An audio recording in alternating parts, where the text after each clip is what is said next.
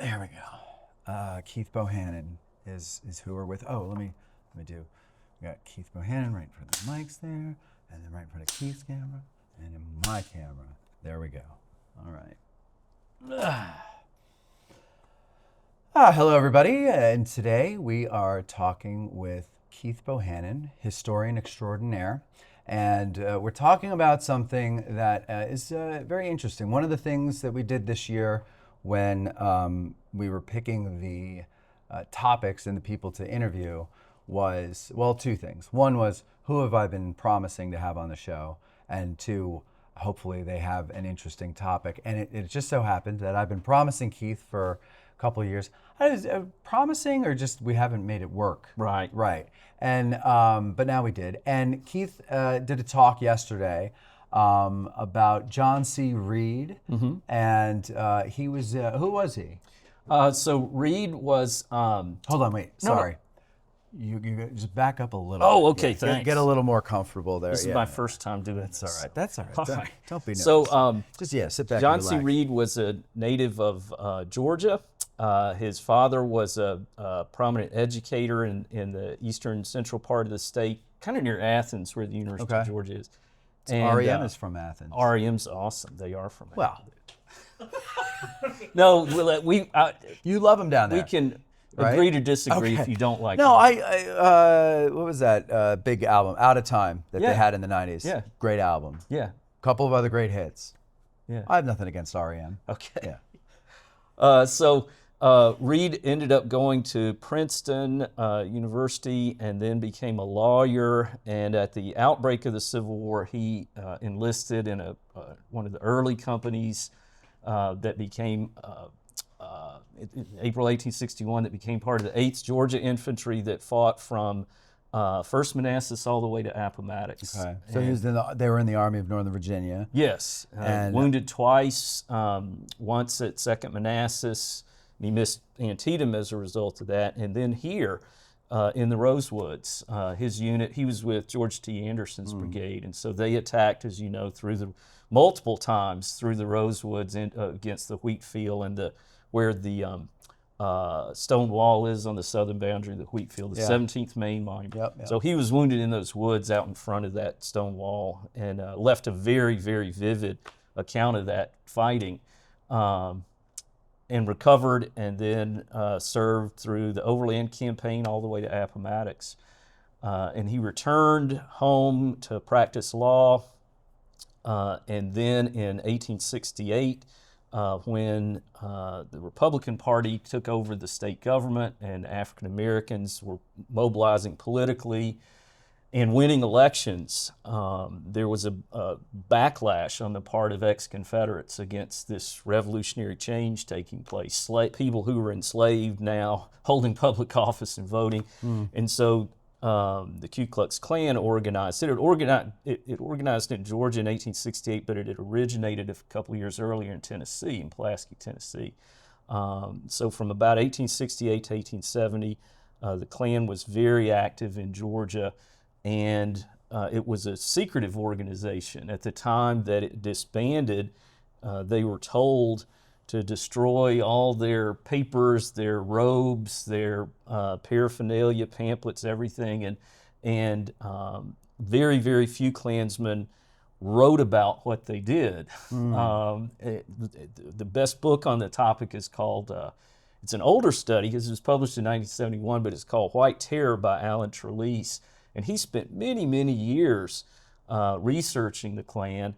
And in the back of his book, in his bibliographic essay where he talks about all his sources, he says I think he only found 3 first-hand accounts or memoirs written by former Klansmen that were really useful, and Reed's was one of them. And while it's been used by historians, it's never been published, or excuse me, it's never been reprinted since it first appeared in print in a magazine called Uncle Remus's Magazine, after the Song of the South and all that. So this is in 1906, 1907. So what I'm hoping to do is take his memoir that he wrote of his time in the Army of Northern Virginia and combine it with the memoir he did have published serially about his time in the Klan, and hopefully it'll be a great primary source for people studying both the Army Northern Virginia and because he's incredibly smart and great writer and observant individual, and so the memoirs hold a lot of value, I think. So he fights in the Army of Northern Virginia, goes on to join the Klan. Which service is he more proud of? Okay. Thanks. I saw that. I saw that. No, that's a great prompt. I thought I was forgetting something. Yeah. Yeah. So, in fact, thank you, Matt. You're welcome. I started my talk yesterday, and this is really one of the things that got me interested in him. In 1905, he published a book called The Brothers' War, and it's mainly a study of great antebellum statesmen and what Reed thought were the reasons for the outbreak of the Civil War. And then he has chapters about race relations. It's not really a autobiography or memoir. But in the introduction to the preface to the book, he says this, and I'm going to read it verbatim because it's really striking. He says, "I shall always remember with pride my service in the famous 8th Georgia. I was with it at First Manassas, at Gettysburg, and then in many perilous places, including Farmville, 2 days before Appomattox." So this is the battle, it's usually called Cumberland Church, like April 7th. Okay. Where this regiment and its sworn brother, the 7th Georgia, coming up on the run, grappled hand to hand with a superior force and won. But, and this is the kind of unnerving line from our perspective. Yeah. "But I'm prouder of my career in the Ku Klux Klan.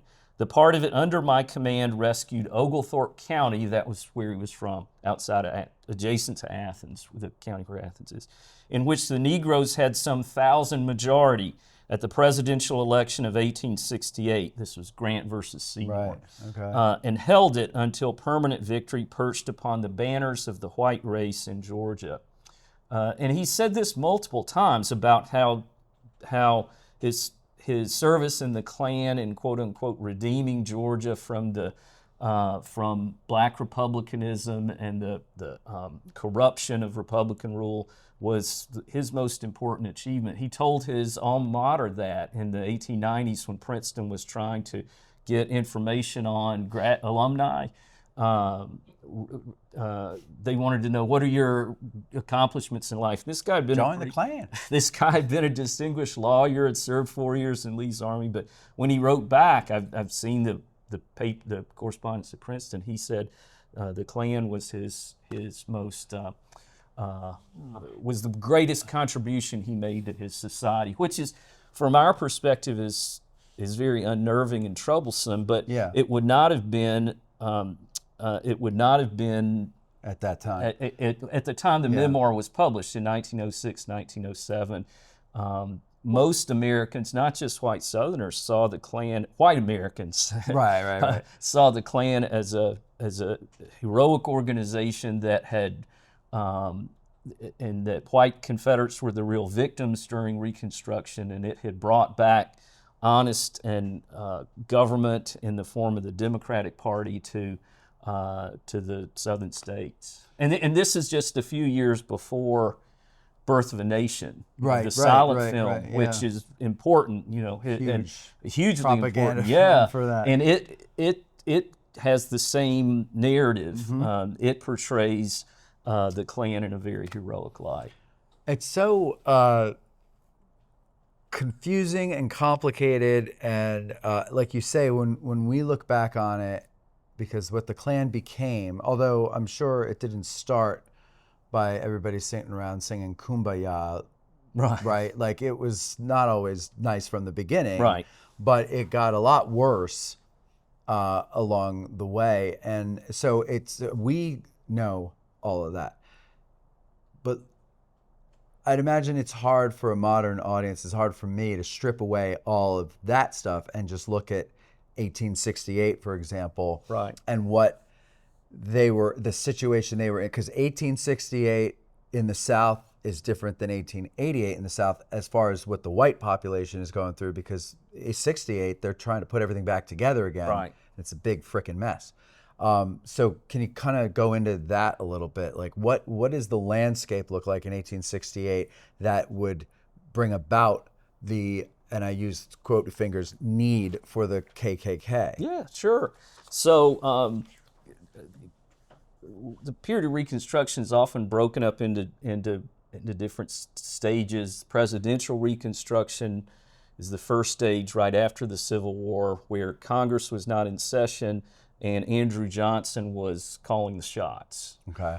And eventually Andrew Johnson became an enemy of the Republicans, particularly the radical Republicans in Congress. These are the former abolitionists who had, before the Civil War, championed the freedom of slaves, and after the Civil War were pushing for revolutionary change in terms of not just ending slavery, but also granting citizenship rights and voting rights to African Americans. And so there becomes, by like 1867, there's a struggle for power that's emerged in the federal government between the executive and legislative branches. And Congress in 1868 passed what was called the First Reconstruction Act, and that put the ex-Confederate states under military occupation. So there were Union generals assigned to certain military districts in the South. Meade ended up commanding one of the military districts in Georgia for a while, but before him, it was at first it was John Pope, commander at Manassas, right? Second Manassas. Headquarters in the saddle. Yeah, exactly. So he was not. He was already widely despised, of course, in the South. And, right. Under Pope, Pope had orders to register all eligible white and African American males to vote, and for the state to come up with a new constitution. Do away with the one that had been created right after the Civil War in 1865 by ex-Confederates under Johnson's administration. So there's a new constitutional convention. This created a state constitution in Georgia in 1868. It meets in Atlanta. This is when the capital of the state moved to Atlanta. It had been in Milledgeville before then. And in this constitutional convention, there were 38 African-American delegates. And this is truly revolutionary. There's never been in the history of these southern states a black person in elected office or in any kind of leadership position, of course. And so quite a few counties in the plantation belt where African Americans outnumbered whites because they labored on plantations end up with black delegates to this constitutional convention, including the county where Reed lived, a man who'd been an illiterate slave but had been able to buy his freedom from his master, and then was elected to serve.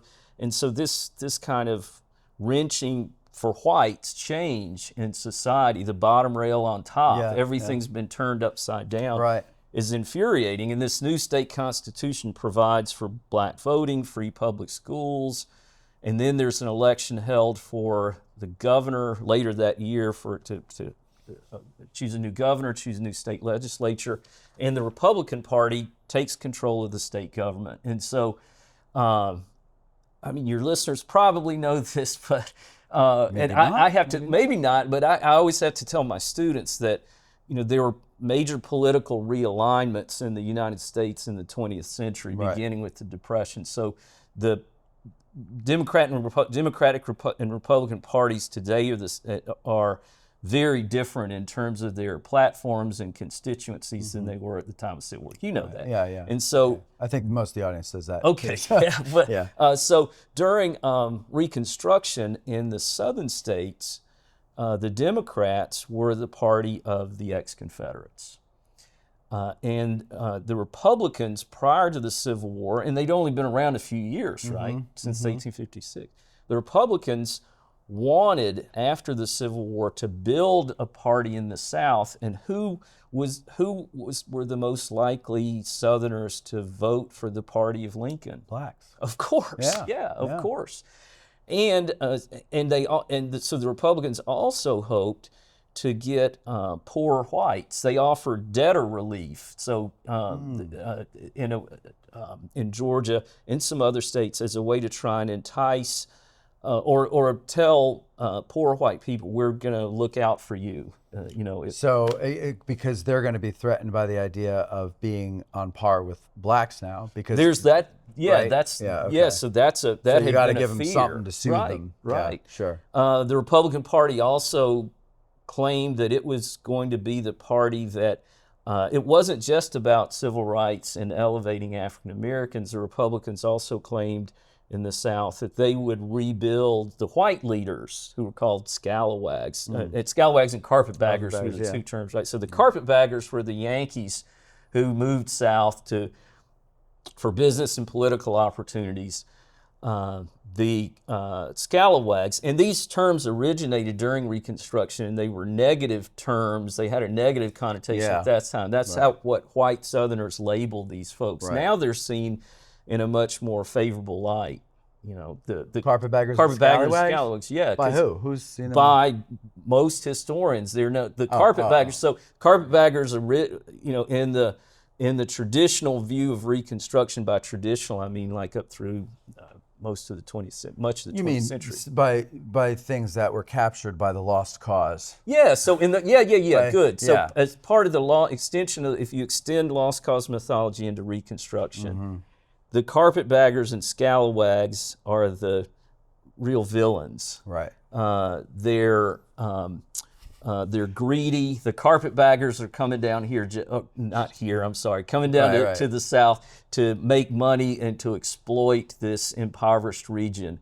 And they're also manipulating this is the myth, these ignorant African Americans. So the carpetbaggers and scalawags for many generations had a negative reputation, not only in the South, but even among professional historians, most professional historians, with a few exceptions in the 20th century. Okay. But now, by now, I mean, like starting in the 1960s, 70s, historians have reevaluated carpetbaggers and scalawags and have a more positive view that they weren't all greedy, that many of them really did want to help rebuild, and did in fact help rebuild the economy. But who was going to do it if someone from outside didn't? Nobody had money in the South. Exactly. Well, it's interesting that you say that happened in the 60s and 70s. 1960s and 70s. Yeah. That's what I mean. When the Freedom Riders were going down, and many Northern people were going down to help support carpetbagging. Right. And the term then would have been in the 60s, outside agitators. Right. So the Freedom Riders are Yankees coming down here. So, but to try and change our way of life. So that's a good analogy actually. Is it very much so? Yeah. Make that connection. Yeah. That's a great point.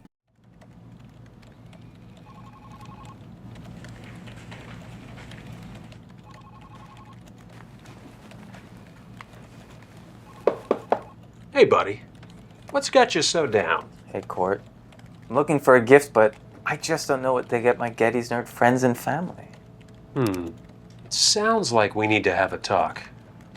Come on. You love this place, don't you? You bet I do. It's my favorite place in the world. Well, you see, at Addressing Gettysburg, it's our mission to keep these stories alive. How do we do that? I'm glad you asked, Sport.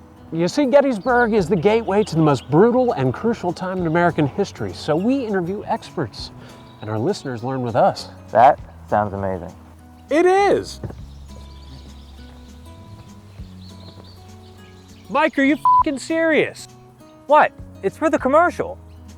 What benefits do patrons get? You mean besides up to 4 premium episodes per month and Matt being the bee's knees as host? How about early access to special episodes, behind-the-scenes insights, and discounts for ticketed events? Whoa! None of the other history channels I follow do that for their listeners. That's because Addressing Gettysburg doesn't take its listeners for granted and really cares about us learning American history. You know, I should gift my Gettysburg friends and family an Addressing Gettysburg Patreon membership? You see, the answer was right under your nose the entire time.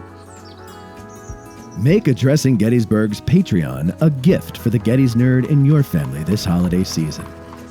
Addressing Gettysburg wants you to learn about the Civil War with us, and we need your support. We'll run this ad until it gets annoying, and then we'll run it until you become a patron at patreon.com/addressinggettysburg or by scanning the QR code on your screen. Happy holidays. The hell are we staring at? No idea. It's funny how, because you said that, in the 60s and 70s, historians started looking at them differently. Right. And I think we're in another period of historians looking at our Civil War differently. Yeah. And I think, just the interviews that we've done this whole weekend, not one of them is about the Battle of Gettysburg. Right. And not one of them is about really a battle. We didn't do any battles, right? It was all social or, just other things. And I love, and I've been saying this a lot lately, is I love these little books that come out, 150 pages or so from UNC Press or whoever, and the topics are so obscure, but they're so true. interesting, Right. Right? And I always ask, like, where did you get the idea to talk about this thing? Like, how did that come about for you? Because I think they're all things that we need to know, but we didn't know we needed to know them. Right. And what it's doing for me is it's painting a much more detailed picture of what the Civil War era was like and what mid-19th century America was like. And it was a far different country than what we think of today. Yeah, very much And I think I love that it's happening. And with the Battle of Gettysburg, at least, Meade has been getting, and Longstreet, both are getting a new view in the last, let's say, 15, 20 years, maybe even less. And you're... it's all my fault. No. I was going to say Jen I'm Murray, taking who's credit. on here quite Jen often, Murray, yeah. has She has a book coming big out. book coming out. Maybe someday.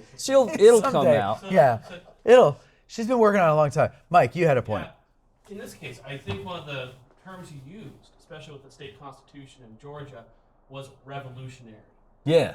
In what ways does the KKK and organizations like it that emerge, how do they resemble counter-revolutionary movements? That's very much... You've just been six questioned. I feel I've listened that's a to six questions I've question. listened to I know. him for What years, does it feel like? and I feel honored to be. Honestly, I really do. Now you know the magic. I feel it. I can feel it, man. I often in class called, and I should have right off the bat here, the Klan really functioned as a terrorist arm of the Democratic Republic. It was carrying out through illegal means and literally terror and violence the goals that the Democratic Party had in the South during Reconstruction, which was one, first and foremost, to get the Republicans out of power, and then also to strip African Americans from holding office and voting, and to keep them in to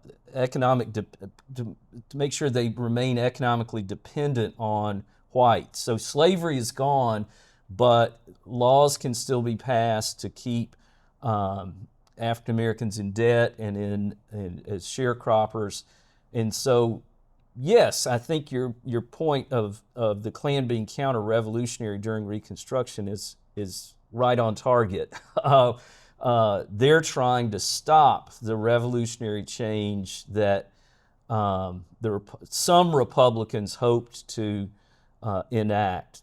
Again, by some, I mean mainly the radical wing of the party who had pushed during the Civil War for emancipation, and then after the Civil War were pushing for a passage of the 14th and 15th Amendments to grant citizenship and voting rights to African Americans. What? Oh, go ahead. So in that case, Is this question two, or This is I got good. four We more got left? four more. Okay, jeez. Captain Reed, in Yeah. that way, does he see himself as a freedom fighter? He's fighting for his people.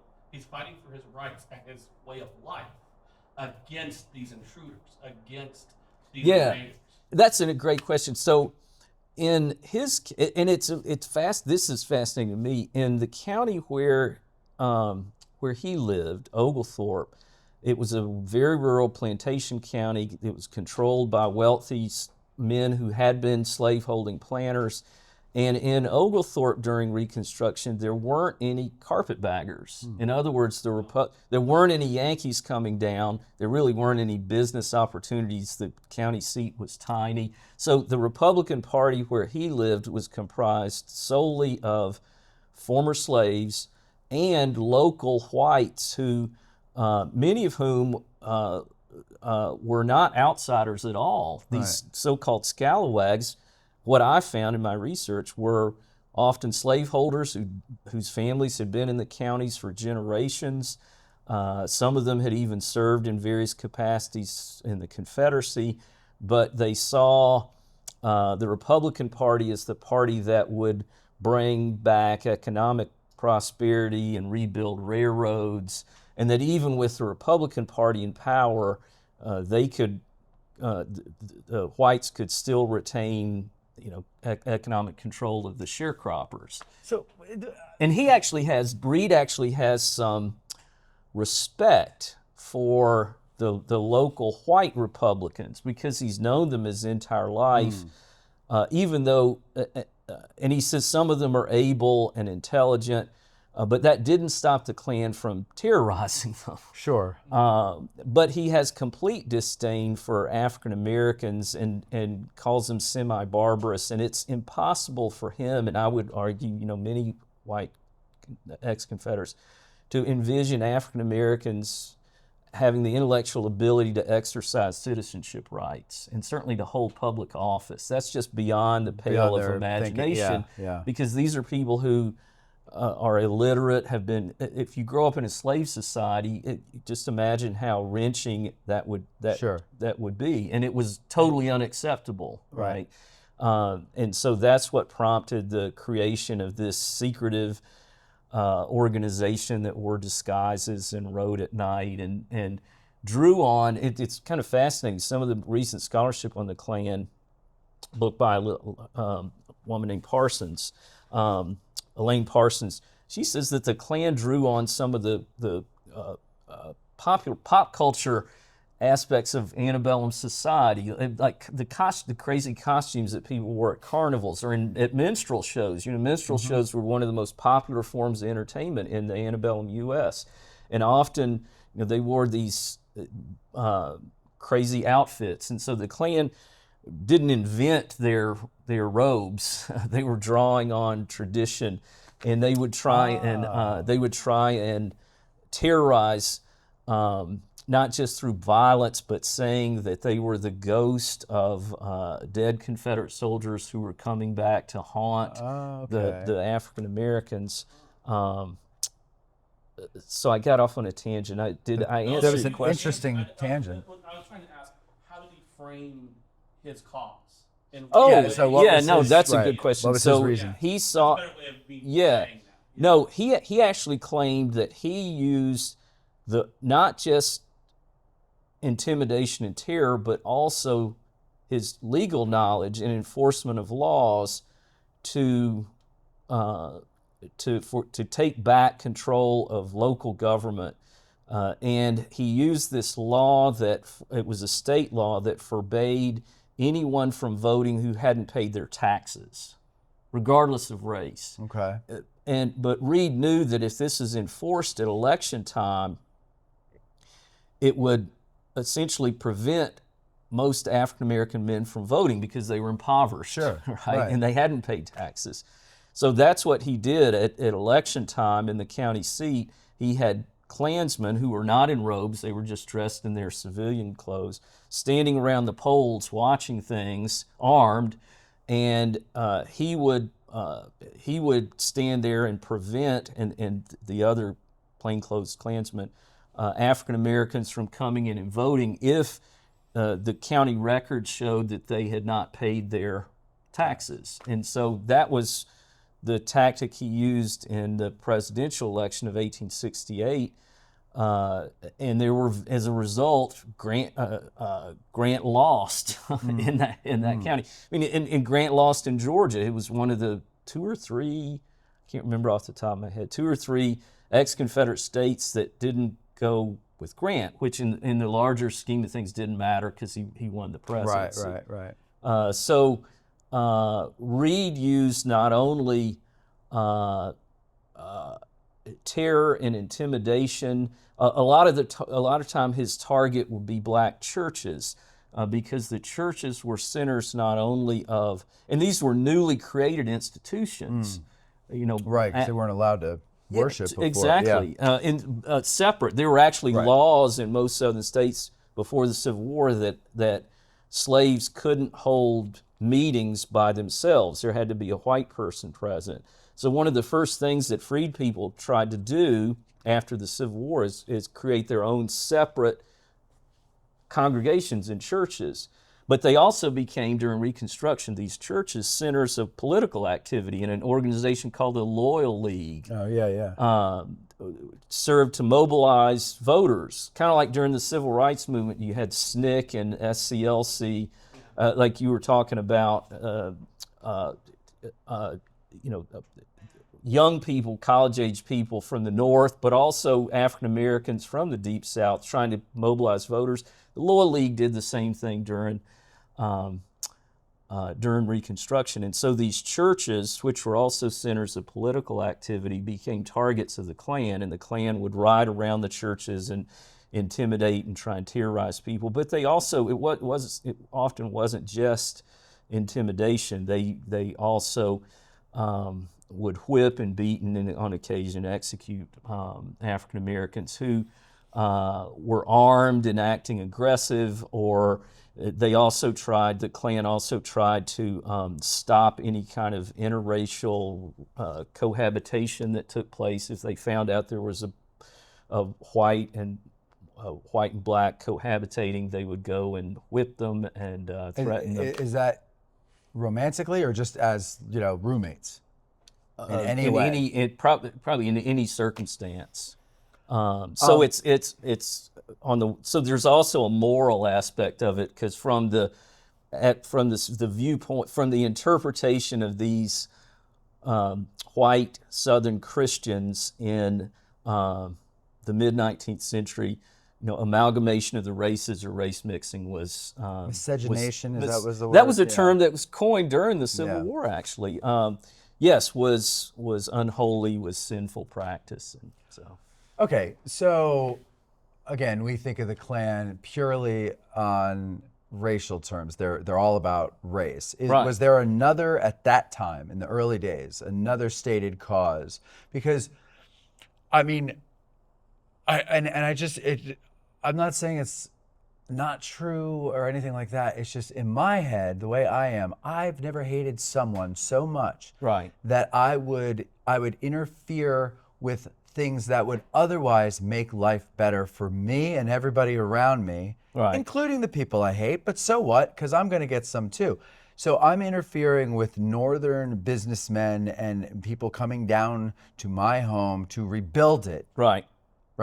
Like, how many conquerors destroy you and then rebuild and say, let's just go back to normal, right? No, they'll rebuild and it'll be a completely new country. It's nothing that you're... Now, for them, freed slaves, completely new country, but the rest of it's going to look and feel the same. Right. And so, like, was it strictly racial? Or did they not like the new... Would they rather just be living in the dirt and poor and... Right. No, that's a great question. So the hope is that the cotton. Let me think of how to answer it. So in rural areas, the hope is that agriculture will continue. That cotton had made fortunes for people, a small segment of the population, the planter class before the war, and that can continue. They weren't paying their labor. Right, and so that has to change. Because slavery has ended, and you had organizations like the Freedmen's Bureau that was formed by the U.S. government that's supposed to act as an intermediary in terms of creating labor contracts between formerly enslaved people and planters. Mm-hmm. So it wasn't so much that white Southerners tried to keep out Northern economic investment. It was more having the Republican Party in control with with African Americans serving in office. And in fact, I think this gets to your answer. But after Reconstruction, after the Democrats take back control of the southern states, you have a movement starting in the 1870s and then picking up momentum in the 1880s, where government leaders are actively trying to, in southern states, invite down northern capital. In Georgia, there's a newspaper publisher named Henry Grady who gives this speech about, in New York, about how he envisions a new South. John B. Gordon, who fought here and was the leader of on Barlow's Knoll, and who was the leader of the Klan in Georgia, after Reconstruction, became one of the foremost advocates of this quote-unquote New South, which is inviting Northerners to come down to invest and build new railroads and build new factories. So that's a good point you made. They're not rejecting economic assistance as long as Democrats are in control of state government. Okay. And so once from the viewpoint of white Southerners, once they're back in control of local and state government, by they, I mean the Democratic Party, and African Americans are no longer being elected to office, then it's time to start attracting northern capital and business. So it's mainly because the Republicans are supporting black civil rights. Yeah, especially during Reconstruction. Right. But then there, as Reconstruction takes longer and longer, as you get into the mid 1870s, many white Northerners start to question the continued cost of Reconstruction. Why are there still U.S. Army soldiers stationed in the South? The Civil War ended years ago, and the commitment that many white Northerners had during the Civil War and then the immediate aftermath of it to try and create revolutionary change in the South wanes. Yeah. And so after Reconstruction, white Southerners in the South are all about inviting, and even during it to some extent, inviting down Northern businessmen.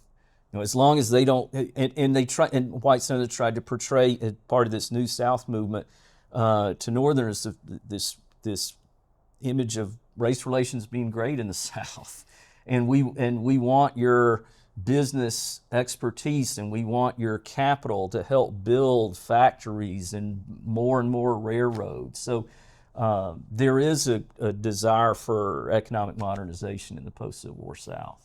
It's very complicated. Yeah, it is. It's so confusing. It's incredibly confusing. And it always comes back to, like, human beings are complicated creatures. And can have motives that might seem conflicting in some ways. Yeah. And stuff.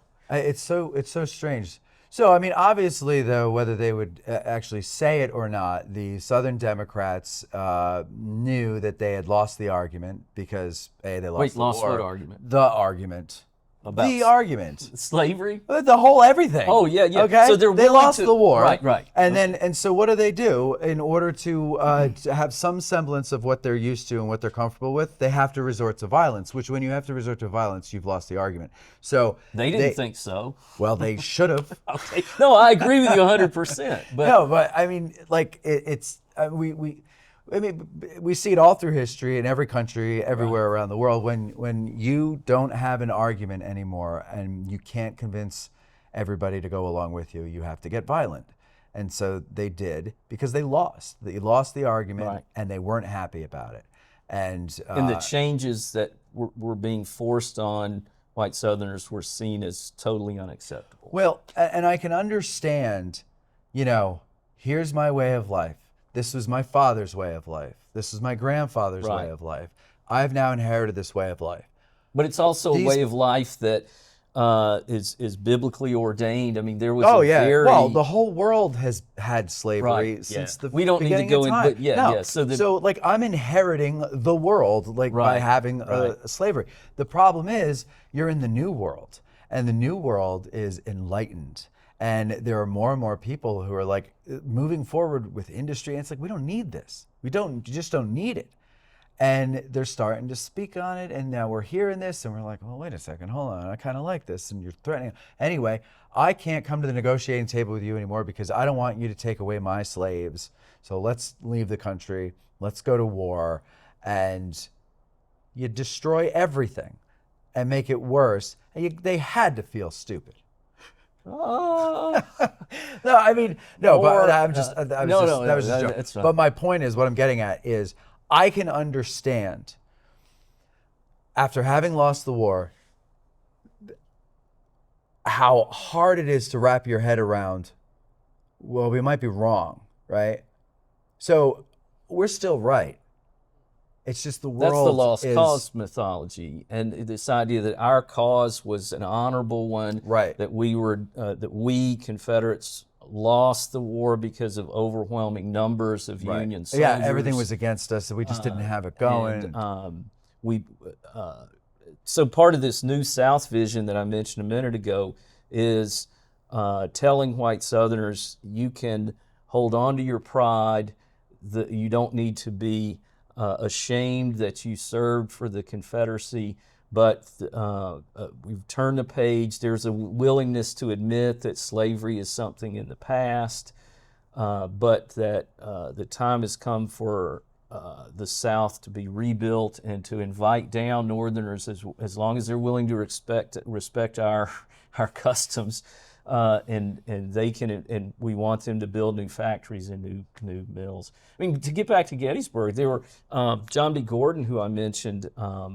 One of the documents I always assign in class when I'm teaching about Reconstruction is his congressional testimony. So some of the most important resources on Reconstruction is this congressional testimony that was taken from thousands of people across the South, including former slaves, to try and understand and stop this wave of violence.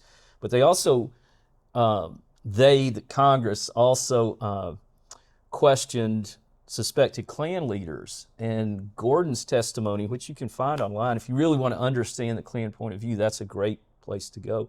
But I was going to mention, because this is addressing Gettysburg, he mentions right at the end of his testimony, and he doesn't go into any detail whatsoever, but he mentions several former ex-Confederate generals from the state who he thinks might have also been involved in the Klan, and several of them were brigade commanders here at Gettysburg. George T. Anderson, who we mentioned already, Ambrose Wright, whose brigade broke through right on July 2nd, Gordon.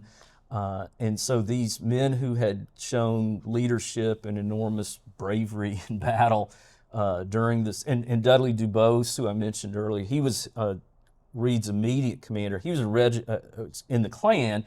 He had been a regimental commander in Henry Benning's brigade here and had fought down near Little Round Top. So there were a lot of Confederates who fought here at Gettysburg who in some capacity were affiliated with the Klan. The frustrating thing, though, is that there's so little internal documentation of the Klan. We don't know the extent of their participation or leadership or any details for most cases. So, to finish my Yeah, point, I can understand the mindset. Like if tomorrow I woke up and there was an alien way of life imposed on me, Right. I would feel very uncomfortable. Right. But I would try to leave. I would try to get out of it. I would Okay. try to get away. I love living here, but I'm not so married to a home. Right. And if I have no money and no means, I would crawl to get away from that. Right. Okay, because my self-preservation is the Right. most important thing to me. But maybe that's me.